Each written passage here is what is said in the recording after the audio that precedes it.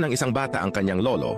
Lolo, paano ka nabuhay sa nakaraan kung walang teknolohiya? Walang computer, walang drone, walang bitcoins, walang koneksyon sa internet, walang TV, walang aircon, walang sasakyan, walang cellphone. Sumagot si lolo. Kung paanong ang iyong henerasyon ay nabubuhay ngayon. Walang panalangin, walang awa, walang respeto, walang GMRC, walang tunay na edukasyon, mahinang pagkatao, walang kabaitan ng tao, walang kahihiyan, walang kahinhinan, walang katapatan. Kami, ang mga taong ipinanganak sa pagitan ng mga taong 1930-1980 ay ang mga pinagpala. Ang buhay natin ay isang buhay na patunay. Habang naglalaro at nagbibisikleta, hindi pa kami nagsusuot ng helmet. Pagkatapos ng paaralan ay ginawa namin ang aming mga araling bahay at palagi kaming naglalaro sa parang hanggang sa paglubog ng araw. Nakipaglaro kami sa mga tunay na kaibigan, hindi sa mga virtual na kaibigan.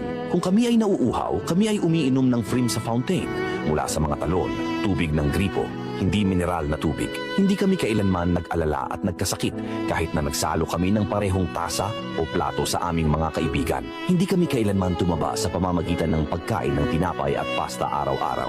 Walang nangyari sa aming mga paa sa kabila ng paglalakad na walang sapin. Hindi kami kailanman gumamit ng mga pandagdag sa pagkain upang manatiling malusog.